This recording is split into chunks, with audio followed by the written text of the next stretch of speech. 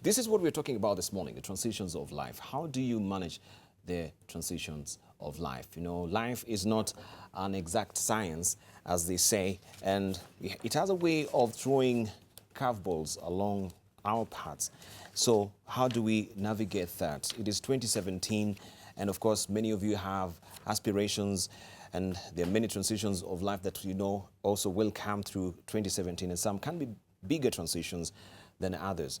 However, it also depends on how we look at them. For example, leaving a job, like the way Michelle Obama is doing, can be more challenging than driving home each day from work. However, even this can depend on a variety of variables. So how do you navigate these choppy waters of life, the transitions of life? Life also has seasons. Even King David himself said, "Teach me, O Lord, how to number my days." How do you number your days, right? This is what we're asking you this morning.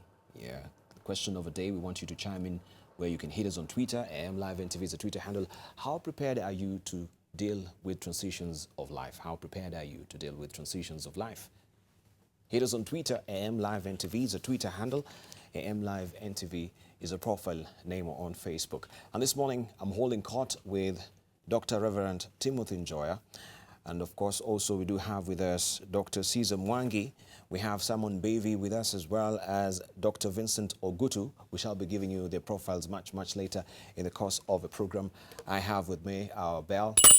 This is very quintessential for the Leadership Forum every Friday. And also I have with me my red card. I don't know where my yellow card is missing today. All right, I don't know where it is. Of course, you know why we have this, the bell and the red card, of course, is just to make sure that we keep time. Good morning, gentlemen. Good morning. Good morning, sir. And good to see you. Yes, it is a big day. Transitioning also politically, we can see the Jubilee will be having their smart card registration at Kasarani. Also, we have our team there. This is a transition from, you know, the old archaic way of doing things that now people are going the smart way. Jubilee also, they're leading the way. This is the digital era for, you know, the regime and the executive as well. I don't know, what will be your take? Let's begin with you, Reverend Timothy Njoya. Transitions of life. When you hear about transitions of life, what really comes up or hangs on the rafters of your mind? You see, there are many transitions in life and of life, especially in our African culture. Yes. They are racialized, like rites of passage. You move from one age to the other one. You can see people, even though there is law against like female genital mutilation, they want to change, but they cannot change because there's no ratio. People are trying to provide alternative rites of passage and such things to allow transition, but there are things that we don't have rites of passage, like transition from the old constitution to the new one, or transition from tribal affiliations into national affiliation. Yes. Those are very, very difficult because they create uncertainty as to your future if you change. So you desire change, you want to pass your exam, and if your father is rich, you better pay for someone to do your homework. You want to be educated, but at the same time, you prefer to be corrupt to go through the transition by dubious means. So we have a lot of doubts about transitions because there's no security on the other side of the sea, of the river, or the other. We don't know what will happen after we die. So there are such things that we are not in control when talk about transition in life, and therefore depend on maybe group consciousness, corporate identity, like joining a church, like to assure yourself or give yourself certainty that when you change, you have a support from your family, from other people. So there are a lot of things. I say transition of life require moral support, require corporate support, require rites of passage in order to go them through smoothly. Exams is another. Like in Kenya, we have examinations to determine who transits from poverty to riches, merit of who transits from degradation to degrading others sometimes. Yes, but look, I want you also to focus on the political space, because looking at you, you are an avatar and an embodiment, you know, of and a stalwart, I should say, of fighting for multi-party democracy, right? You've seen you being beaten black and blue. We have those clips fighting for a democratic space, for multipartyism. And looking at today, which is a pivotal day also for the Jubilee Party, and looking at that democratic space, how have we transitioned as a nation? We transited institutionally, ideally, from colonialism to independence, but there was no genuine transition in that the institutional mechanisms and constitutional mechanisms, legal mechanisms were not there. So we insisted on a new constitution to help us, like a ratio, or like what you call corporate, to create a new corporate identity, certainty. But still, people got stuck in their affiliation, in their status quo, in their psychically and morally, because they were not given, there were no political leaders to give them certainty as to where they are going. You see, if you are going to go to Canaan or somewhere, you need guarantee that it is possible. Even the Israelites had a lot of doubt. They went around and around the marigold around the wilderness. Yes. And I think we are still in the wilderness. We have crossed the Red Sea, but we are still... We're groping in the wilderness still. In the wilderness, groping in the darkness, because we don't have any political leader who can give us guarantee that in Kenya we will get the milk and the honey. We were guaranteed. We would prefer to go back to Missouri, to Egypt, and eat our watermelons and onions, which we never ate unless we stole.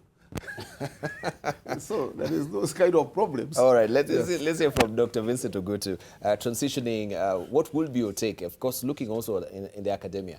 Do you think we've transitioned with what has been happening, especially with our examination body?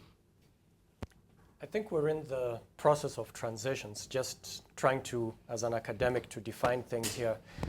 There's an ancient Greek philosopher, I think it's Parmenides, who said that life is in a state of flux, meaning that we're actually transitioning all the time. So when I think of transitions, I don't really think of that kind of change that is happening all the time. Yes. I'm thinking of fundamental changes that are game changers, that are turning points. And this occurs seldom, you might say. Most of the time we're stable, we get used to a certain kind of life, and then something happens that just changes our life in a very dramatic way. And this can happen at a personal level. Somebody dies, you get a new job, you fail an exam, and you have to face the consequences. So it could happen at the personal level, it could happen at the society level, which is what we're looking at with your question. You're looking at the examinations and what has just happened. I think what has happened is good in the sense that we're getting rid of corruption. We're having a system that we can trust. But I also think it's bad in the sense that we're still focused on exams. And that is what started this whole disease in the first place, our focus on exams. I think we should be focusing on the quality of graduates that we want to have, because only 88,000 people made it to university anyway, out of almost 600,000 candidates. We should be talking about the other 500 and, plus candidates who did not make it. And so the system should be designed for the majority, not for the minority. It should be about getting out graduates who are useful, who have self-confidence, who have communication skills, who have problem-solving skills. So I still think we're too focused on exams. And if we're to cure that disease, we have to go to the root cause of all of this. What is the aim of our educational system? Is it to have a credible exam system, or is it to bring out people who can serve society, who are useful to society? And of course, we have other development on that frontier that we can see NAT has moved or is threatening to, or is seeking actually to audit this particular examination. They think that, it is not fair. There's no way that the country can have a majority of them really failing. We can talk about over 34,000 students who actually scored an E, right, in this examination. They're saying, no, looking at that particular graph and looking at the historical, experiences we've had with the examination, this particular graph, there is something wrong with it. It is questionable. Do you laud this particular move by the Kenya National Union of Teachers? They're both good and bad points in this. One is that if you take a grading system and apply it across the board to all subjects, that's probably not fair, because it's very hard to just compare a a humanities subject, something like English with mathematics. You know, Yes. they're just very, very different. So an A in mathematics can't be the same grade as an A in English and all of that. And in that sense, I think that needs to be addressed. But in terms of revealing what is happening to us, that we have so many people getting a 0 in mathematics, perhaps I think the national average is something like 20%. Yes. That's something that we need to know if we're to change. So what has happened here is our system has been exposed. There was a lot of drilling for exams going on, very little teaching. When suddenly they didn't have the exam that they were traditionally drilled for, and they were facing a real exam, they were getting all these zeros. So it's a good thing that that has been exposed, because that then becomes a catalyst for us to start all over again and to change. So we need to know the truth if we are to make a change. That's something we shouldn't run away from. Sometimes it's painful, the consequences are painful, and that is something that can be addressed. Not necessarily by changing the grades, but by saying, what do we do for the rest of these people who didn't make it to those universities? What can we do for them? Thank you. Right, let's see. Caesar, good morning. Good morning, good morning. Yeah, we're talking about transitions of life, and I would like to look at transitions from a personal perspective, and I believe that every individual has opportunities for transition, needs to transit at every given point in time. From birth, actually from birth to death is a process of transitions. And a lot of that happens in our consciousness, in the way we think. And a society will only transition if sufficient members of that society have transitioned at a personal level.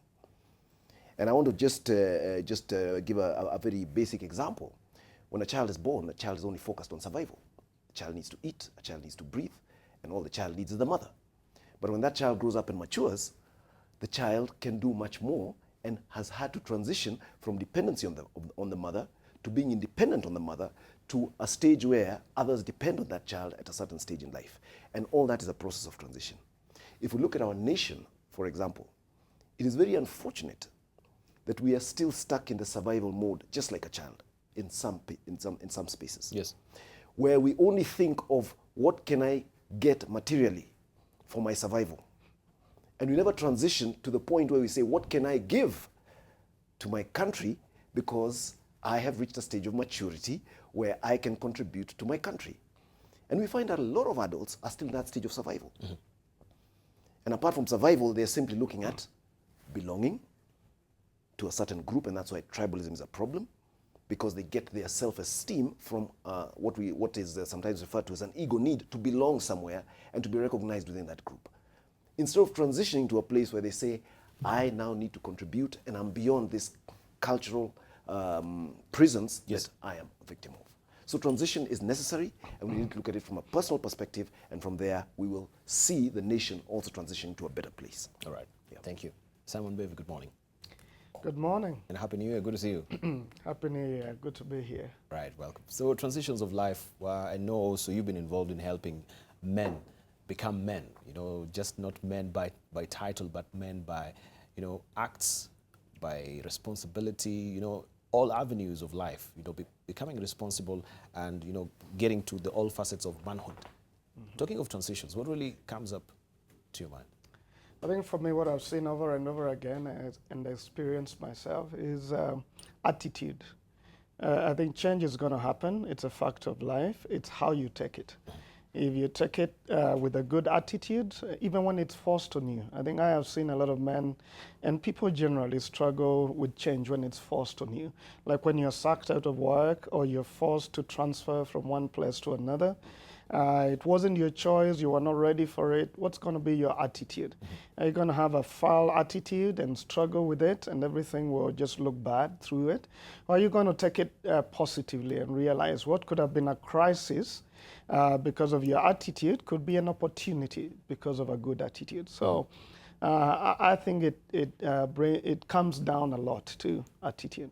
To attitude, fantastic. And of course, we will be giving your speeches momentarily, but I want to just relay the groundwork, because also Simon Mbevi is actually near the lectern. You shall be the first to actually go to the lectern. You have your microphone which is tagged on you, so you should just remove it because there's another microphone waiting for you at the lectern there. So remember the drill. You have 6 minutes right? And midway, I'm going to lift I'm going to lift this particular red card just to warn you that, yeah, you're about to, or you're remaining with 3 minutes. Then the final one, you have to wind up when you see it. If you go beyond that, I'll ring the bell, right? So just remember that, yes, that is the transitions of life. You have your camera. That is camera 1. And of course, Joseph, my colleague, is going to guide you on that, to wave his hand to show you where you should be looking. You're speaking to the nation. Just talk to us about the transitions of life. So in the meantime, you can be walking over to the lectern, Simon Mbevi, as also I read out your profile. Simon Mbevi, many of you know him. He is the founder and the executive director of Transform Nations. He is an author of several books on issues masculinity and leadership. His organization, Transform Nations, runs programs addressing masculinity challenges at various ages. Some of the programs include Man Enough for adults and Boys to Men as high school mentorship program. Simon is a lawyer by training, and in addition, he holds a master's degree in leadership. He's a sought-after speaker locally and internationally on issues masculinity and leadership. Simon is very passionate about raising responsible leaders at home and development of transformative leaders in the political and marketplace arenas. You have 6 minutes, beginning now. Well, good morning, Kenya. I'm glad to be here for us to talk about transitions of life. I think, as we have already said, there are transitions that are lifestyle transitions. Moving on from childhood, for example, as the Reverend said, into adulthood, or moving on from being single to being married. There are those transitions that come, and they're great. You know, they bring us to other levels of maturity. And there are those transitions that we choose ourselves. We decide we want to relocate and go and live in another place. We decide we want to move from one part of a city to another, or one job to another, career to another. Those are chosen choices we make of transition. And usually we're more prepared about those. And then we have those that just happen on us. The other day I was just trying to do some exercise with my son, and I realized I'm not as young as I used to be, that some things have changed. I had more pain in my bones than my son, and I began to realize slowly, you know, I'm transitioning. I'm becoming older than what I used to be. And there are those forced on us. And as I said, we struggle a lot more on those forced on us. Maybe because of one thing or another, you had all hoped you're going to be married to your sweetheart to the very end, to the end of life, and then something suddenly happens and you find yourself single, and you struggle with that because you didn't choose it. You didn't even want it. It just happened on you, and it wasn't your choice. It was a choice of another. I think the one big question that we should ask ourselves during these transitions: what is our attitude? Are we going to have a bad attitude and struggle through this? Or are you going to make a choice? I think someone has said one of the greatest gifts we have as people is that we choose our attitude. With a good attitude, you can handle any transition, whether it's chosen or forced on you or lifestyle, you could handle it. But let me give you ABCD of transition. Number one, and this has helped me a lot in my different transitions: accept transitions. That there are facts of life, there are opportunities for you to do something differently. Accept them, embrace them, because they're going to come. Of course, just go realize that they're an opportunity. They are a blessing in many instances, even when it's not a good one. Accept it and say, I am going to do what I need to do, whether you chose it or not. B, so that A is accept.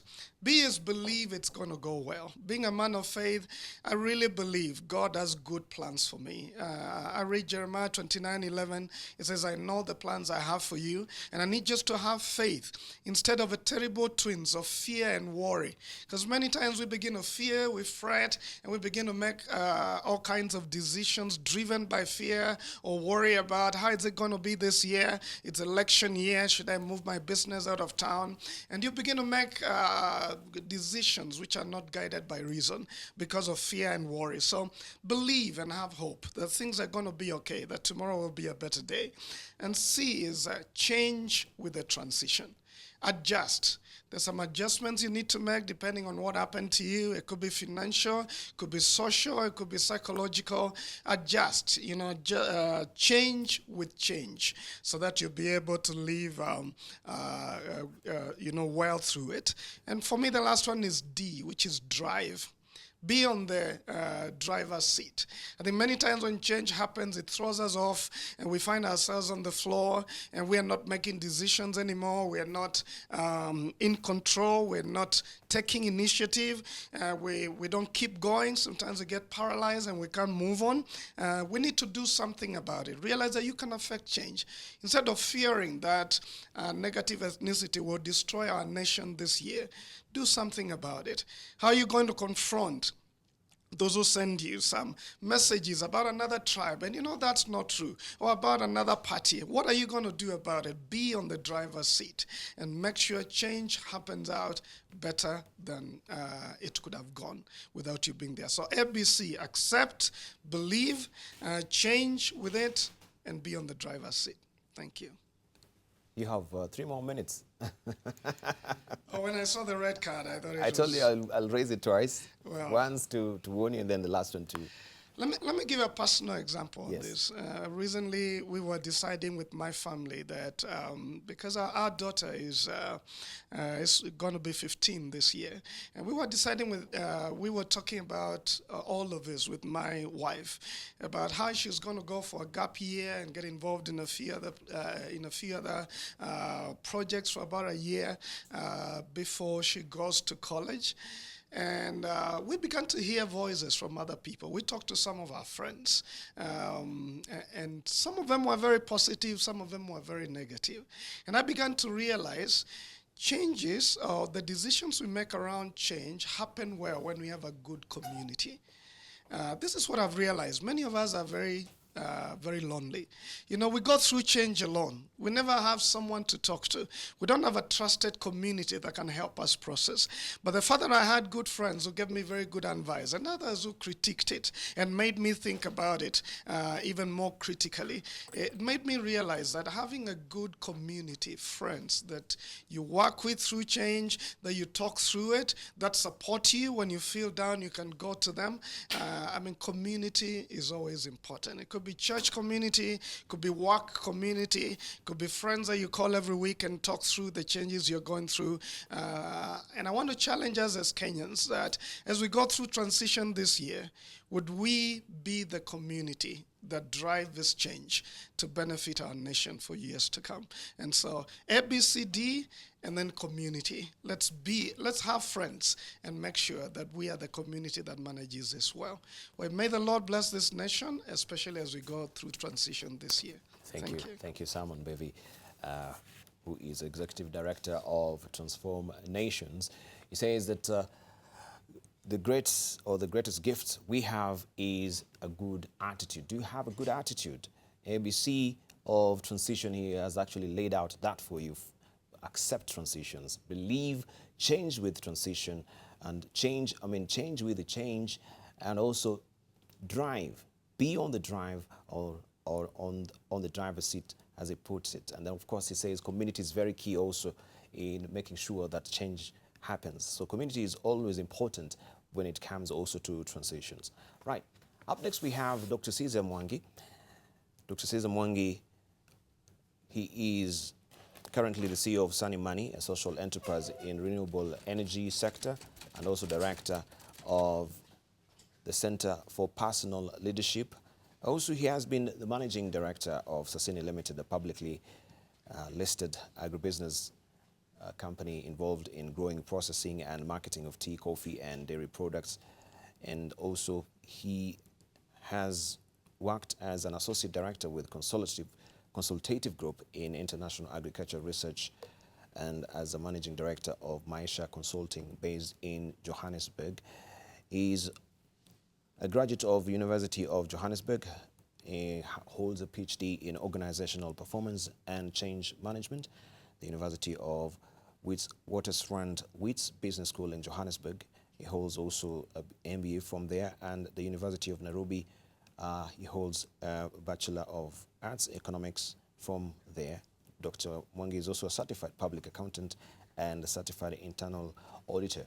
Right, so we'll hear from you also. Let's take your view on transitions of life. Beginning now, you have 6 minutes. Thank you very much. Good morning, Kenya. Happy New Year to everybody. And it's a great pleasure to be here to talk about this important subject of transitions. And I would like to look at it as a journey from birth to the end of our lives. And at every stage of that journey, there is a continuous transition that is taking place. I just want to look at 4 prototypes very quickly of transition, which I have come across in various readings that I've had over the years and which have helped me to think about this particular issue. One of those prototypes, for example, is transition from being dependent to being being independent to being interdependent. And I think this is what Stephen Covey talks about especially. We initially are independent, dependent on somebody and on others. We then become independent and we can do things for ourselves, and eventually transit to be interdependent where we work with others on various issues. And this is what I have experienced, and this is what I have seen in life. The next one is a transition, a very critical one, from a level of immaturity to a level of maturity. And maturity is related to being able to make decisions, to be wiser, and to be able to be a more useful member of society, as opposed to immaturity, where we find that you are more of a nuisance in society when you're in an immature state. So immaturity to maturity is another level of transition. The other one is what I call the transition from ignorance to wisdom. And ignorance is a big problem in many places because people do not understand what is going on around them. But wisdom develops understanding of what is going on around, and that transition is also very critical, and it makes a big difference in our lives if we can pursue it in that way.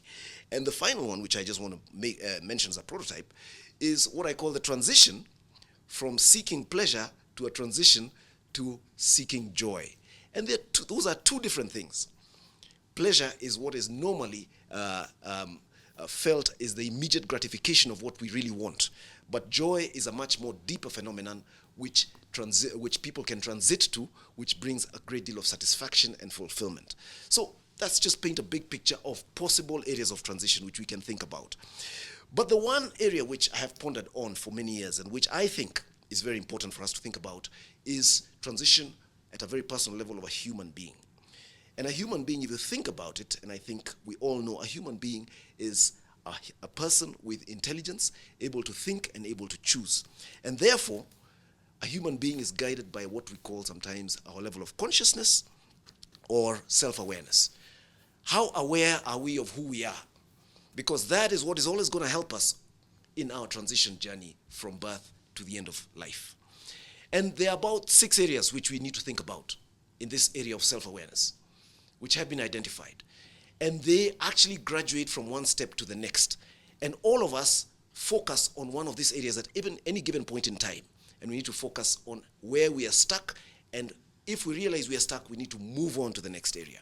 The first area that we tend to focus on and we are aware of is we need to survive, right? Just like a little baby needs to survive, and the minute that baby is born, the first thing that baby is going to do is try and breathe. And once they start breathing, then they're going to start seeking food from the mother. And they're able to latch on to the mother and start feeding. That is survival. And many of us, unfortunately, are still stuck in the survival mode. We were thinking of, I need to survive, I need to live, I need my basic needs. And many people at times get stuck in the survival mode. The second area, as we mature, as we move on in life, we need to have a sense of belonging. We need to belong to a group, we need to belong, and we start with that group called the family, which is a natural place for anybody to belong to. The family, I believe, is the most important institution that we have. I come from an organizational development perspective, but I keep saying the first organization I ever entered was the family. And I had a sense of belonging in that family, and everybody has a sense of belonging in that family. It is a need that we have, and our self-awareness focuses on that need, and sometimes we get stuck in that area that we need to just belong. And the problem of tribalism in our country possibly is because many people are still stuck in that area of, I need to belong. So we have the mentality of my tribe, my people, my nation, my spokesman. We keep hearing these words in our country, which is tragic because it seems we are stuck in that paradigm, that we have to be stuck in a tribe. In fact, it is so interesting in our country, I sometimes laugh when I see a very good and competent person appointed to a position in this country, and suddenly his tribe claims him or her and says, our person has been appointed. We are being bribed as a tribe. This is very strange. We are stuck in that paradigm of belonging somewhere. The third level of consciousness that all of us go through in our transition is the need to have recognition, to be recognized in our society, to be recognized in our jobs. And sometimes we can also get stuck in this part of our needs and in relation to our transition. Recognition, therefore we demand respect. We then require titles. We then require symbols of authority and symbols of recognition. And we then have all these honorable titles, excellent titles, etc., etc. We then have motorcades, and we have red carpets, and we have all other things, including private toilets. It is a tragedy because sometimes this is all a part of seeking recognition, and we get stuck in that paradigm. These basic, what I call these three basic levels of consciousness, are related to our ego, to ourselves. And we need to break out of ourselves and transition out to be more than just these basic levels of needs. And we need to move on. Sometimes it's called, we need to become individuals. We need to come to our own. And it's sometimes referred to as a stage of individuation. We need to become individuals who break out of the cocoons of tribal affiliations, of self-seeking, of ego needs, and transition on to what I call the beautiful part of really living as mature human beings, as leaders, as possible people who will make a difference in the world. And there are two levels here of transition, which I think I want to mention very quickly. One of those is the level of saying, I now need to make a difference. I need to leave behind status symbols. I need to leave behind all sorts of affiliations that are tying me down. I need to leave behind my survival and just about thinking about money and about the shelter and the household and the roof of my head. I need to make a difference in the world. Why am I here? There's a reason why am I here. And I need to make a difference in this world. And the last level of transition is a level of selfless service for the common good. If you think of any great person who has made a huge difference in this world, they had a level of consciousness that said, I need to make a difference and I need to offer selfless service to the rest of the world so that when I'm gone, I leave this world a better place. That is the ultimate level of transition. And ladies and gentlemen, I wish we could move on to that level and become true patriots, service-oriented, people who leave our country better than we found it. Thank you. Thank you very much. All right, thank you, Dr. Cesar Mwangi there. He also has enumerated, some 6 key areas of identity that you need also to be aware of. And right now also we'll be hearing from Dr. Vincent Ogutu just to tell us more about transitions of life. So this is your moment. You can walk over to the podium and give us also your insight on what you think about transitions of life. He is actually right now the Vice Dean Executive Talent Development, Strathmore University. Also is a lecturer in organizational behavior, leadership and entrepreneurship. He holds a PhD in organizational management from Rutgers Business School, New Jersey, and also holds an MSc in financial economics from the University of London and a BA in economics, University of Nairobi. Also, Dr. Vincent Ogutu is a Fulbright scholar, the United States, from 2009 to 2014. You have 6 minutes beginning now. Thank you, Debarl. Good morning, Kenyans, and Happy New Year to all of you. It's great to be here again, talking about this very interesting topic, transitions of life. In life, we generally want stability. This is what I see. People want to be in control.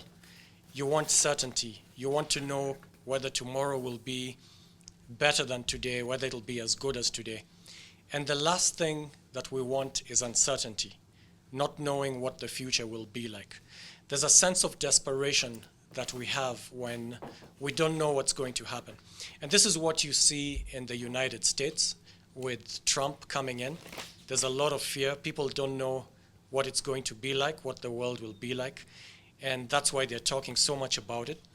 And then even locally here, we're talking about what will happen with the elections.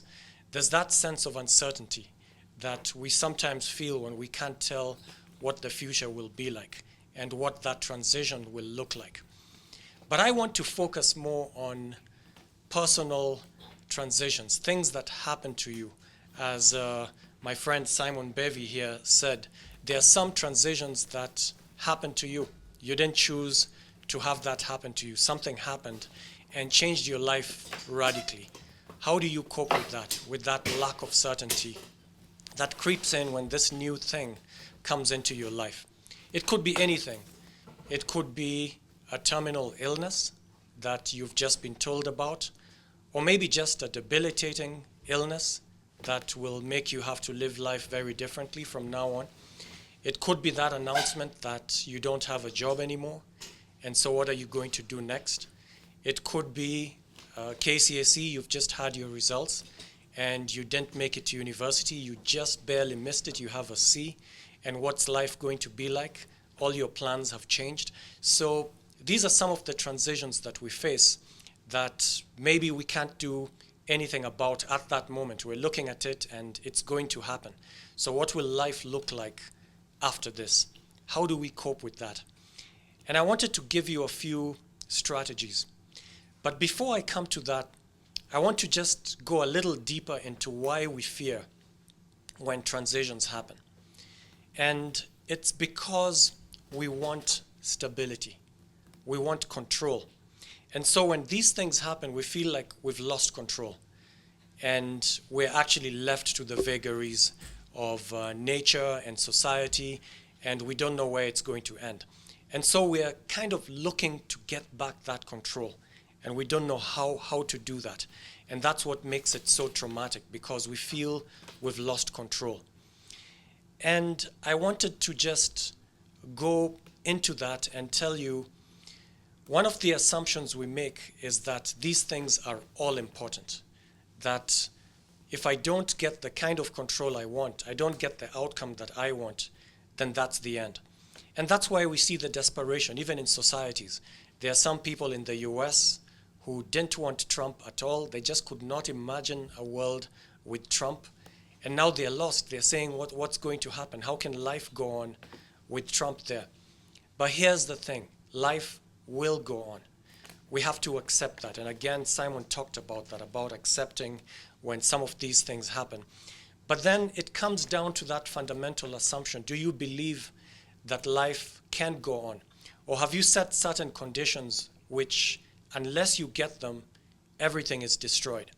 So I want to take out some of that desperation that we actually bring upon ourselves, or which other people convince us to think the world cannot go on unless you have this, unless you go to university, unless so-and-so is president. We have this sense of life cannot go on. And it's simply not true, because it will go on, and we can actually thrive in the new situation, and that's what we need to be looking at here. So what makes us so desperate?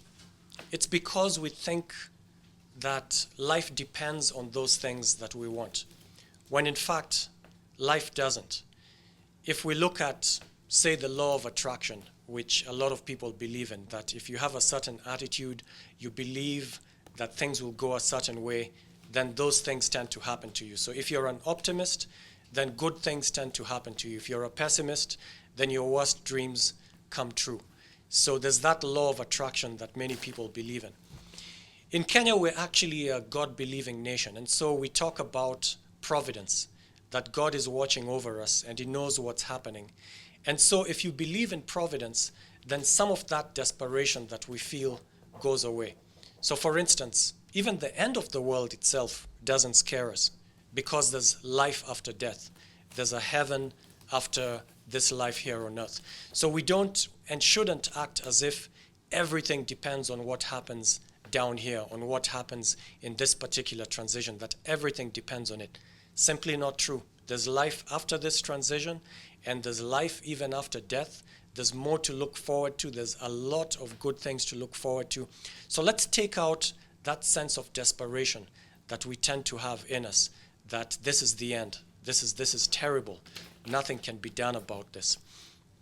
One of the things that fascinates me the most, and I've said this many times when studying the psychology of meaning, how we get meaning out of situations, is that sometimes in exactly the same situation, one person goes left and another goes right. You know, one person sees gloom and another one sees opportunity. Why does it happen? It's actually just a perspective, a thought. So the difference really between someone who wants to commit suicide and someone who's seeing a huge new opportunity could actually just be a thought. I have actually a personal story here, a cousin of mine who is suffering from cancer, and he could decide to be desperate. This is Big Kev, some of you know him, he's a celebrity. He could be desperate, or he could look at this as an opportunity to show how his courage can help other people, can inspire other people. And that's the line that he's taken, and it's very inspiring for me. So my final parting advice to you is try to learn from the transition. What does it mean? Maybe it's a new opportunity. Maybe you didn't need that old job, and you should be focusing on the opportunities that are waiting for you. Maybe now you can finally do what you're talented in. And then secondly, believe in providence. Believe that it's going to be better. Don't feel desperate. Don't let anyone ever make you think that this is the end. Thank you. Thank you, Dr. Vincent. Right, of course, we shall be thrashing out some of these salient points that they've raised in the course of the program. And as I mentioned also, you can call and ask questions or share your contribution. Lastly, we're going to listen from hear from Dr. Reverend Timothy Njoya, who is a Doctor of Divinity from Knox College, University of Toronto, also Doctor of Philosophy, Honors, Princeton Theological Seminary. He's a founder and director of Men for the Equality of Men and Women, and of course, he is, I should say, an embodiment of the fight of democracy space with the multi-party era in this country. And of course, today also is a big day for Jubilee, and we shall hear from him talking about the transitions of life. Reverend, you've got 6 minutes starting now. Thank you, viewers. The foregoing speaker took away my sail, because read from my sail by saying that there is life after death. He became a preacher for me. I do believe that with God everything is possible, and transitions is what life consists of. Life is a series of transitions from our ancestors to our offspring. You can go bad no matter how good you are at transitions, even managing change and control. If your father gave you was a bad transition from your ancestor to yourself and to your offspring. So I do believe that life is a series. It's a series from the past to the future, and that our transition is a corporate transition. It's in a series. Animals that failed to adjust to changes, because life is a transition of changes, series, went into extinction. I just tell people that I have gone through three major transitions in my life. One is by being born. I didn't give birth to myself, so that was the responsibility of others to take me through childhood up to a time when I could make my own decisions. So those transitions I was going or undergoing through help by the society, my school, my church, and my parents. So you need support to go through certain transitions. Then the other transition was I got saved. I didn't save myself. It's what up to God to know how to go take me and care of me and give me power to overcome the obstacles of salvation. The other transition I underwent, and it was a very major one, was being married, getting married. I didn't marry myself. So it was up to my wife to take me through those transitions, and I've given her a lot of trouble by being sacked from my job 3 times, being killed on the streets. So my wife has managed those transitions for me as I go through them. So I say that you need others to help you, and you need God to help you in the transitions. Having that said, I want to say that, like Britain reached a stage at my other speaker talked about certainty and uncertainty. Britain went in a climate of uncertainty, whether to rule grape with its colonial past, its imperialism past, and the future. And they saw itself being swallowed by Europe, and therefore it insisted Brexit exit transition in order to manage and control its destiny, which is doing very poorly. Then the other one is America, between one transition to another. But I want to say in Kenya, we are now in a transition mood between disruption. The code is associated with disruption and people. We will vote for Jubilee to avoid disruption, not because they want Jubilee. Others associated Jubilee with the corruption, so they will vote disruption for code not to be associated with the corruption. So we are like in Egypt. People leaving Egypt being followed and pursued by the Egyptian military. And in front there is Red Sea. That's where we are now. And I think that's what I started by saying. With God, everything is possible. We can manage these transitions. We can get through if we trust that it is in God we trust. So I do say that we are going forward. And going forward is as tedious as going backward. We have gone through a constitution giving us transition institutionally and doing better than most people in the world. We did a transition to a new constitution without a revolution, without disruption, without violence, except a small violence there and there, a skirmish.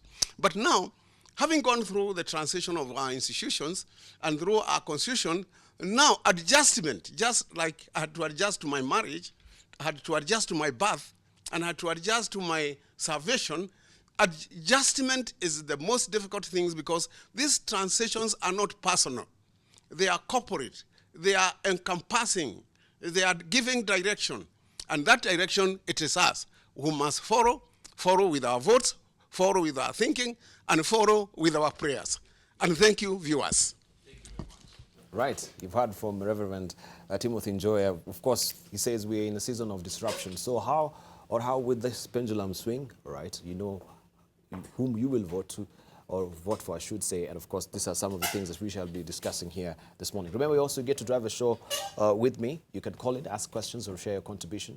Make sure you hit us on Twitter. AM Live at TV is a Twitter handle. Or also, you can follow us on Facebook. AM Live at TV is our Facebook profile. So we want to hear also from our panelists, beginning with Mbevi, who was first up on the lectern, to tell us more about transitions of life. We should actually dig deeper right now and look at the ABCs that you gave us with the transitions of life. I'm trying to put my ducks in a row and get my notes here. So let's just go there and we get to hear from you. Accept transitions. Do you think that as human being, they normally say, as Dr. Vincent just alluded to, that life is on a constant flux, but we're not predisposed as it is psychologically to accept change in life. So accepting transitions, how difficult, how easy is this? It's definitely not easy. I think, as I said, and as you have just mentioned, we don't like change. Generally, we don't like change. Even when we know sometimes it's for our good. I mean, I talk to many, I've had many ladies and I've had men as well, begin to deny that they are growing a little older, you know. They begin to gray and they want to hide that because we just, as someone has said in the panel, we are not sure what that is going to come with. Yes. We get comfortable with what is familiar, and we sort of live in there, and yet we know change must happen. Even when we resist change, we are still changing in one way or another. We can never be in a state of constancy. There's always some change happening. So I think this is an attitude, as I said. You make a choice whether you're going to accept it or not, because whether you accept it or not, it's going to be there. It's like losing a beloved one. I lost my dad when I was 8 years old. And it was hard for me to accept because I also didn't understand it very well. Sometimes understanding makes acceptance easier. And you realize someone has gone, you cannot do anything about it. And the sooner you accept that and grieve them away and then move on with life, the easier it's going to be. And attitude is a choice. And I think we need to advise ourselves all the time when change comes to us.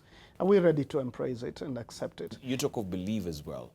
How does it join in the whole dynamics of transitioning? I think it's a whole issue of faith and hope. It's looking at the glass and saying, is it half full or is it half empty? If your attitude is good in terms of having faith that things are going to be okay. They could be crazy right now, they could be really bad, but it's going to be fine. I sort of try to avoid people always preaching doom and saying, this election year again, here we go, business is going to be crazy, we are going to have people die. I think whatever we say sometimes, we follow up with action to fulfill it. And I think even in our social media this year as Kenyans, we need just to be able to believe things are going to be okay and begin to preach that message of hope. Hope has a way of giving you passion to make it happen. You begin to see the beautiful side of life, and you begin to do something about it as you go there, and it makes life easy. So believing that things are going to be okay, believing that God who is out there, there's a divine hand controlling the affairs of men and destiny generally, believing that you have what it takes to survive the change, that it's not going to destroy you. I think that's what belief is about. All right, we want also to come to you, Dr. Caesar, transitioning, and you've also showcased some different stages that we have in life. We've talked of maturity, a level of maturity, from immaturity to maturity, ignorance to wisdom, transitioning from seeking pleasure to seeking joy.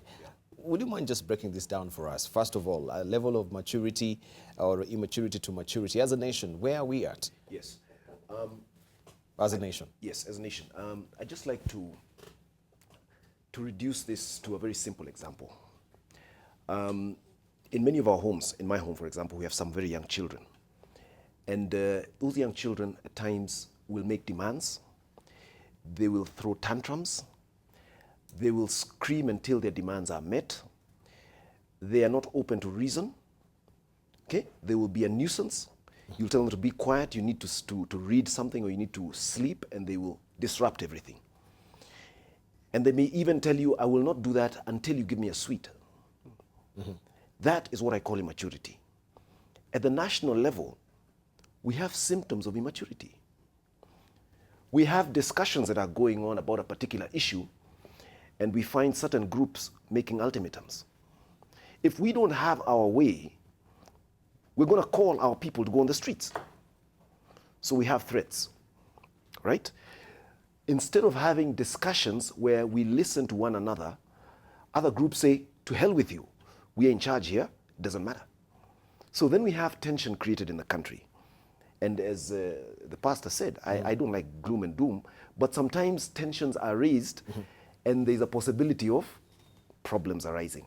So there is this kind of immaturity, and we need to move to a level of maturity where there is dialogue. Dialogue involves listening to one another, understanding one another.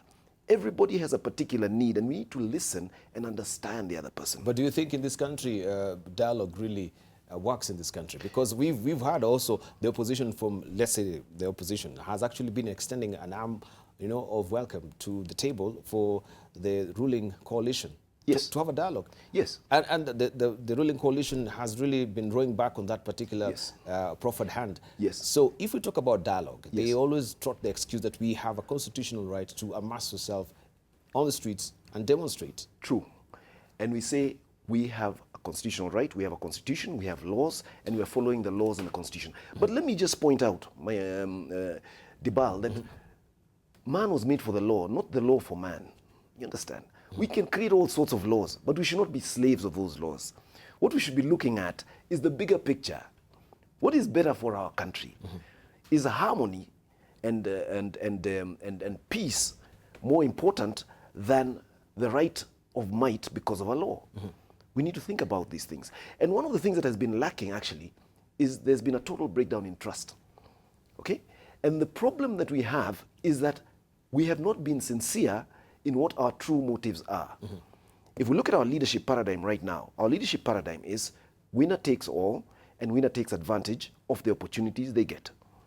And that is what the fight is all about. Let us be sincere. It is not about serving the ordinary people. And the paradigm we operate on is the ordinary people are mere numbers for us to use to get where we want to get to. All right. And that is why the tribal arithmetic is so important. So are we riding on a very wrong premise, winners tax all premise in this country? Yeah. And of course, we've seen also they've been guarding for a change also in the constitution that we don't need to go the winner takes all with the presidency being vested with so much power. We should be having the parliamentary system, right? Maybe we should hear from you, Dr. Vincent Ogutu, as well. You've actually now come to the personal level. Him is looking at the national, political scenario as well. But now when it comes to a personal level of life, many people, especially our students, right now they're in transitioning mode. We know the results that just came through. People were shocked on how people really performed in this country. And many are calling these lots a lot of failures. How could we possibly be having 141 students only scoring A? And then other people, they've expressed frustrations that, yes, how could we, a whole country, not even have a single A in English? Is that possible? Or over the years, people have scored A in English. So people are questioning this particular examinations that, of course, the results just came through recently. What would be your take on this? This is one of those transitions where, for some of the people involved in it, they feel like it came out of nowhere and they have no control. And indeed, for someone who didn't get that A in English or didn't get that C+ to go to university, there's nothing they can do at this point about that fact. And so they are facing this transition where things are not going to go according to plan. They're not going to be able to go to university as they had planned to. And it sounds like a terrible thing, and they're desperate, and people are rooting for them, and all of that. But let's face the reality here. We have very few places in universities. They can't all go to the university. This is a self-imposed desperation where they all want to go to university. And even if we get a few more going because of changing the results or whatever it is that might happen, it still won't solve the problem of the 500,000 who didn't make it to university or who are not going to go to university. Even if you drop it to 400,000, it's still a lot. And by the way, we're not even talking of the ones who didn't even sit KCSE, because about 1 million started Standard 1. So we're talking about just 88,000 and leaving more than 900,000 people out there to cope with the transition that they're facing. So what I would tell them is, this whole idea of going to university is because of the assumption that that will get you a job, that you need to have that degree to get the job in order to make a livelihood. But that assumption is actually flawed. The jobs are using a degree as a measure of talent, skills, as a proxy. They believe that if you have a degree, surely you're good, and that's why they'll hire you. Yes. Now, if you focus on actually having the skills that the jobs are for, that they're looking for, you might not need that degree at all.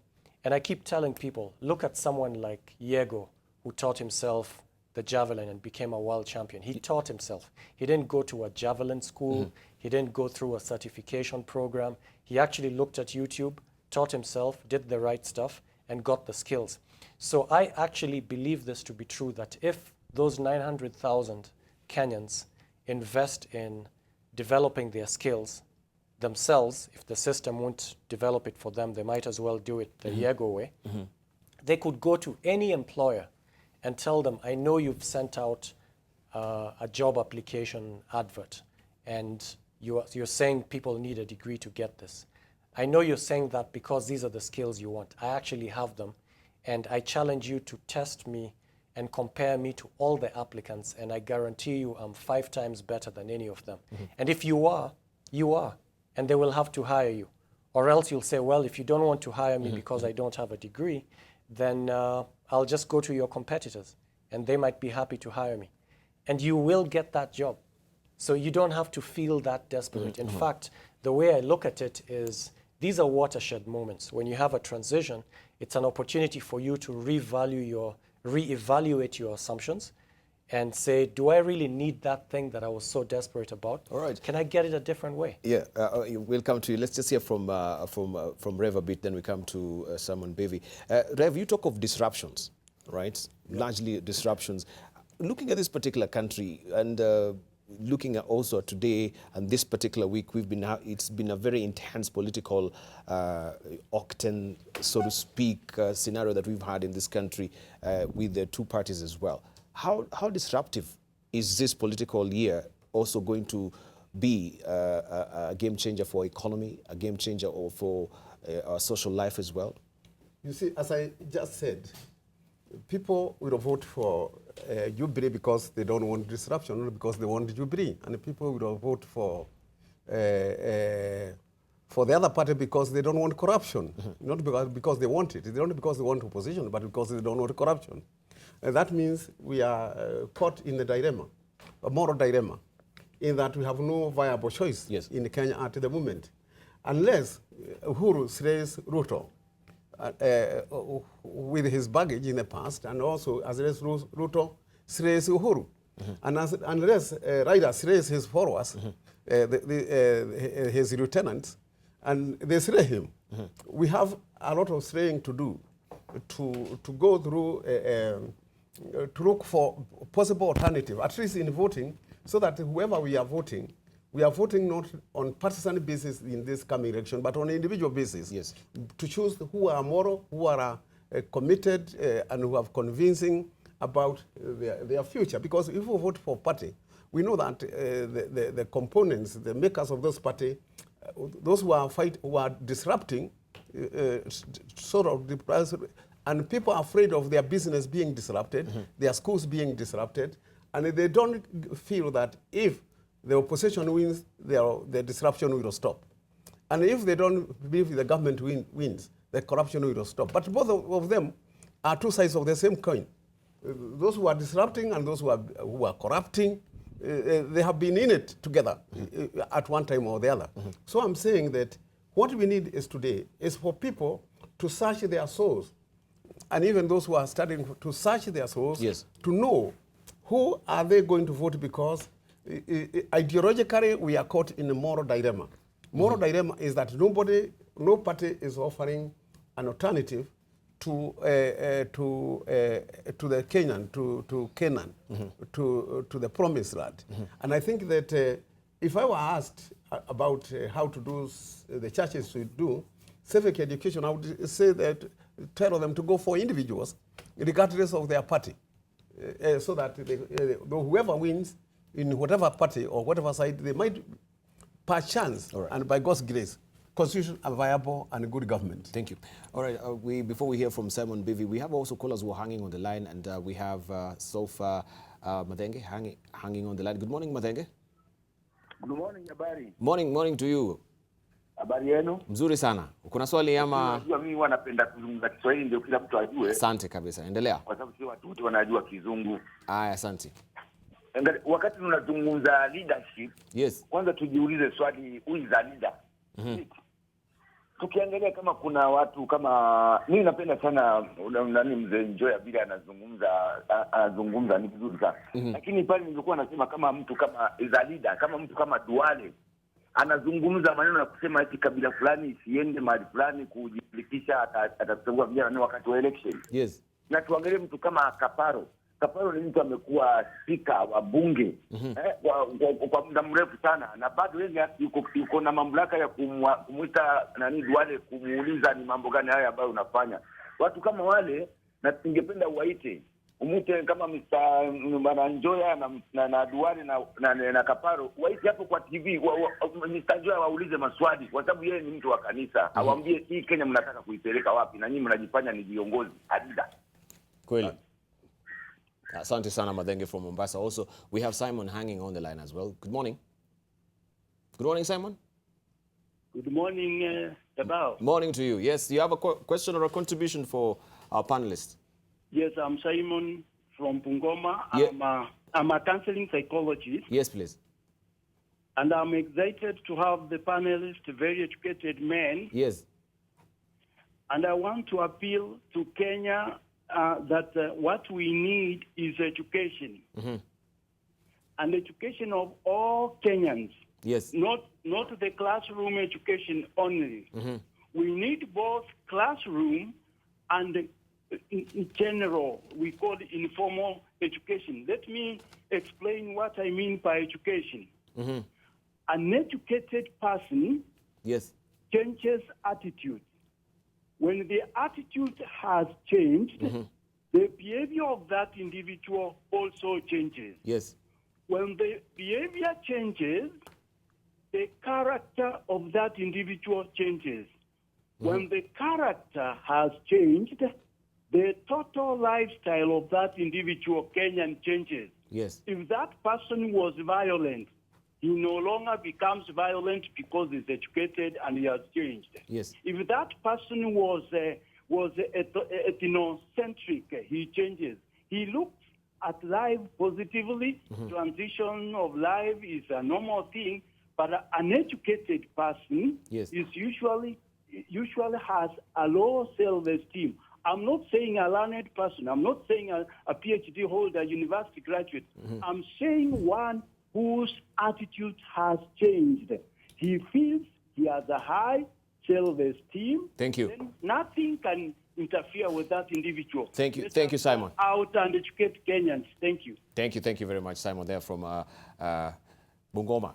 Let's get back to Simon Mbevi. Yeah, talk to us about, you had actually something in mind to talk to us before I also just throw my question to you. Let's continue. Well, I just wanted to say, I think as I've worked with men, and he was talking about those who did not make it to the university, I think shame is a big factor in all of this. We have self-imposed shame. When something happens to you and you feel ashamed about this, instead of being in the driver's seat and handling this change, you just begin to want to hide from everyone. Either self-imposed shame or community-sanctioned shame. I think our community makes failures of those who did not go to university. But as he said, you don't necessarily have to have that education in terms of academic for you to make it in life. Secondly, I think I've just seen many of us don't think second options. We think that when something happens like divorce, it's over. And you get stuck in that rut and you can't just move forward.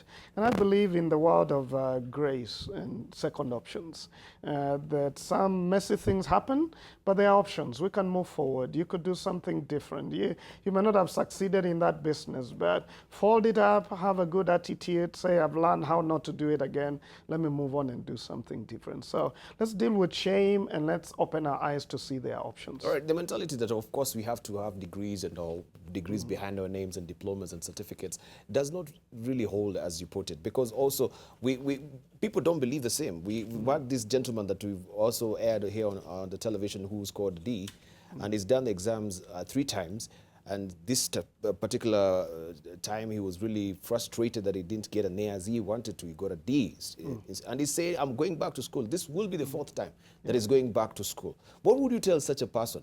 This is a transition of life, and he thinks, if I don't really get a degree, then I'm not really a man, or I'm not really a person.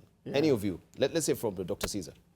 Yeah, well, this is a person who believes that the degree is the height of achievement. Okay, that certificate is the height of achievement, and that's what I call certificate-based education, which has been an emphasis in this country, and that message has been drummed into so many of us for so many years. And I like what Vincent said: you don't need a certificate to be competent. Now, what we have in our minds going on all the time is a software program that is running, and we need to check what software program is running in my mind, and is it appropriate for me to survive and live a good life? That is the first question that we need to ask. And I think what Simon was saying, the fellow who called in, was that we need a proper education to be able to think, to be able to have the right software in our minds and the right self-awareness about who we are, where we're going, and what we're capable of achieving. So our beliefs, our attitudes, our self-awareness, all those are software issues. And I think we need to start dealing with those. And in some circles, that's what we call human formation. We need to be formed as human beings, to be better human beings. Okay? And that individual should actually question his thinking and what is going on in his mind. And probably that's what is driving his behavior to say, I must have a degree to succeed. Yeah. All right, as also we're preparing to wind up, maybe we could drill deeper, because there is a whole curriculum that is being overhauled, and I think in this year, it should be the year that we will see them rolling out this particular curriculum. The world is changing. Yeah. And I know also you are the dean of talent at Strathmore University. Right now you're the acting vice chancellor also of Strathmore University. When you tell us that certificate is not the ultimate thing in life, going with the social construct we've had as this country, as it puts it has been drilled down that you have to go to university for you to be a person. How will you tell people who are coming to Strathmore University? Because all our social construct, especially in schools, it has been academic based. It is not like maybe the American system or the British system where we emphasize more on talent. So I believe in being real. Yes. So when I say that you don't need that certificate, I really mean it. Even though I'm in a university, I'm in the business of preparing people and then giving them the certificate. And what I mean by being real is, what is the real objective? We're trying to transform you and give you the skills that you require to then be a useful citizen out there. Yes. And the employers believe that when they have our certificate, they do have those skills. So as an educator, I actually try to make that change so that it's a real change. But what I'm telling people is, if you can get that change, it doesn't have to be through going to a university. You can actually teach yourself on the internet. Yes. You can learn a lot in life just by taking all the failures that you go through as an opportunity to learn, by speaking to the right people, by doing internships, by learning as a pupil under other people. There are so many different ways of teaching yourself. So the ultimate goal is to empower yourself to have those skills, Yes. to know yourself, first of all, what are my talents, and then to go in that area and develop the skills. And anytime that a door is closed, it's an opportunity for you to say, wait, maybe I can do this differently. I don't have to do it the same way as before. I don't have to go repeat from four times. When those are 4 years of my life, I could learn this, I could follow a different strategy. Right. People who have defied these strategies, we know people who they've been labeled so many tags that, yeah, you are dyslexia, you know, you're a slow learner, you cannot speak well, but they've actually defied odds to be people in this society. And these are the people who they've actually moved frontiers. We talk of Steve Jobs, we talk of Richard Branson, we talk of Albert Einstein. These are people who are, you know, in the lowest rung of the society, people who they believe they could not really make it. In this country, since we have this particular system that now is really, and we can see it's a crisis that we are having, how then do we overhaul? Because we believe even maybe with this incoming particular curricula that will be rolled out, it will be a status quo, truly. You know, The church, we can see also the church, maybe they've taken a low-profile seat. They used to be on the forefront of making sure academic is also on the highest rank, especially when it comes to sports as well. But recently, that has rolled back a bit. yes, I know that we have dealt too much on success failure Yes, model. as we prepare our winding Yes, up thoughts as well. Yes. they are talking of success failure model. Yes. Which is the way our schools are organized. But no school in Kenya measures competence. We don't have the measurement for competence because I don't think I rely on certificate to measure my competence.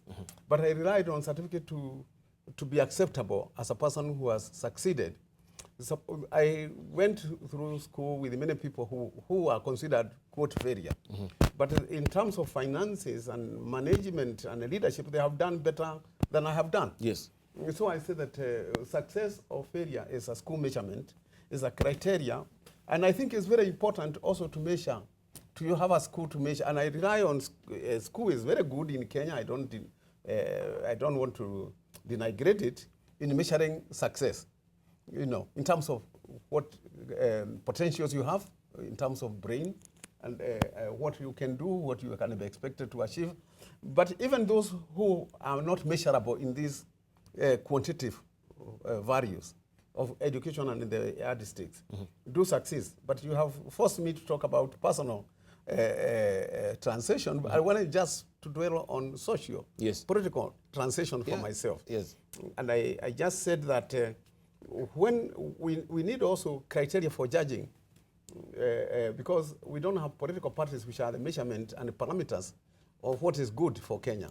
They are for power, to gain power, to do with what for personal gain. I was trying to end up by saying that Kenyans should not lose hope because there's a lot of leeway in Kenya for people, for good individuals, and to support good individuals right at the primary when the parties are doing their primary. Not the people with the money, not the people who have made it, but people who are considered of good character, of good morality.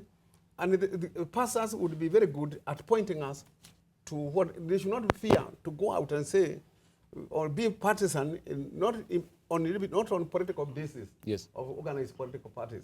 But churches could be partisan in to say so and so is trustworthy. so-and-so has been immoral, he has a good record as a teacher, he has been a good record as, I don't want to say a pastor because I'm a pastor. He has good record. Thank you. As a farmer or somebody, and he can lead this nation to the next heights. Don't choose these self-aggrandizing people who say that they should slay one another. Thank you. Yeah.